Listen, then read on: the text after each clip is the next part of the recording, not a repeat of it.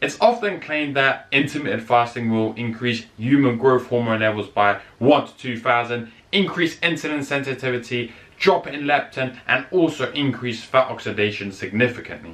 Now let's look at the effects on leptin and insulin sensitivity. So leptin is a protein hormone released primarily from your fat cells. Now it scales with body fat percentage, especially subcutaneous fat, which is the fat underneath your skin here and here, the fat we all want to lose. Now the higher your body fat, the higher your leptin levels. It's also related heavily to food intake, specifically carbohydrate metabolism in the fat cell. Now in the short term, carbohydrates has the most beneficial effects on leptin levels, and fat not so much at all. So before telling you the reason why the claims on leptin and insulin is actually false, let's begin by covering insulin. Carrying too much body fat is associated with insulin resistance. Also, inactivity also leads to more insulin resistance, whereas activity leads to more insulin sensitivity. Basically, all insulin does is it facilitates anything from the blood and then pushes it into the cells. Similar to leptin is that when you eat carbohydrates, it primarily spikes insulin, whereas protein does it a little bit and fat has literally no effect. Some people might call insulin a fat storage hormone, but others forget that it's also a very anabolic hormone. So to debunk the first claim of intermittent fasting magically increasing insulin sensitivity and then decreasing leptin, what a lot of people fail to do is, number one, interpreting the research properly, and number two, actually seeing that these decreases of these two hormones is related because there's an increase in fat loss. There's no magical approach, it's just that when you lose the subcutaneous body fat, then these two hormones will naturally decrease, whether you do intermittent fasting or not. And claim number two, human growth hormone. Now, you need to understand that human growth hormone is related to lipolysis. Lipolysis basically meaning breaking down the fat cells, so losing fat. Now, a lot of people just draw the correlation there and say that, wow, if my human growth hormone goes up 1,000 to 2,000, as a lot of these people are telling me without looking at the research first, is that I must be losing a lot more fat, right? However, a lot of people don't actually realize, and again, just take their claim from their guru of professional intermittent faster, is that they don't realize this. Hormones follow a circadian rhythm. This means that hormones can fluctuate throughout the whole day. In one morning it might be 100% and the next morning it might be 20%, just using hypothetical figures here. So, for example, your growth hormone level might be up here one morning and down here the next morning. And if you really look at a lot of studies, there are a lot of limitations to consider. So the first one is a very small sample size, meaning not a lot of people. So at least in a study that I researched is that they only had 10 people, which you can't really draw a conclusion from this, and there are loads of other limitations.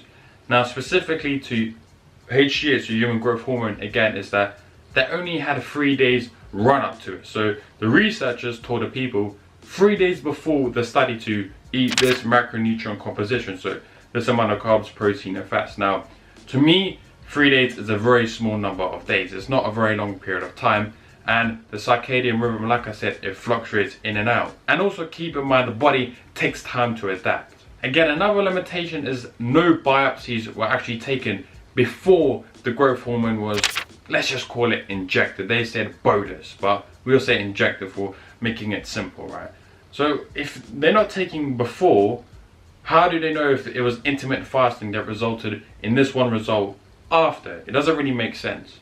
Now, another limitation is that growth hormone literally in, I think it was 25 to about 15 minutes, literally just spiked and then came down like that and then gradually decreased. So if it had such a significant impact, surely it will kind of spike and then elevate and then keep elevated, or significantly elevated at least. So the third claim of intermittent fasting is that it magically increases fat oxidation. So in simple terms, let's just refer to this as fat burning. Now, let's look at it. Now, if you look at the research, right, fat oxidation, yes, sure, it is a lot higher, but only in the morning.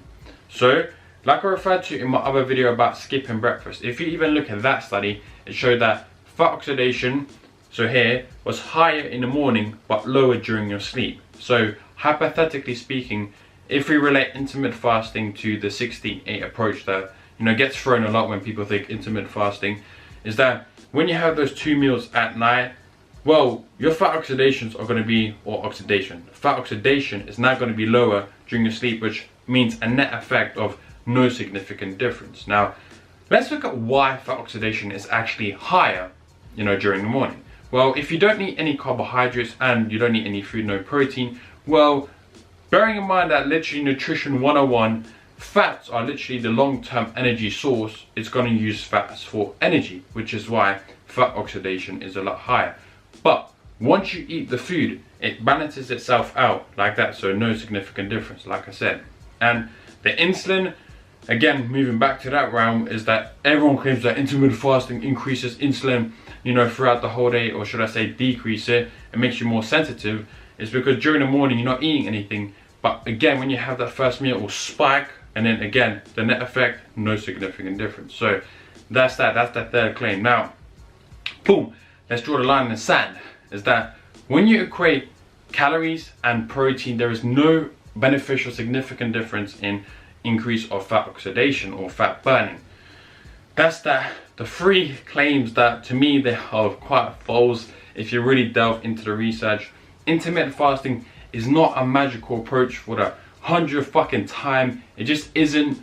It is a tool just like any other diet. I myself do intermittent fasting, so I'm not against it by all means. I love it, but I'm not married to any diet like some people are, I understand why, but for marketing purposes, but you just can't get married to it and think this is the best diet and this is the best diet. Sure, intermittent fasting, keto, they might actually be more beneficial related to health purposes, but when it comes to body composition, if you know me, I'm a real man, there's no best diet out there. The best diet is the one that you can stick to. So if you've watched this video to this point, let me know if you want to see a video about intermittent fasting while bulking and maximizing muscle gain, because I think that would be quite an interesting video.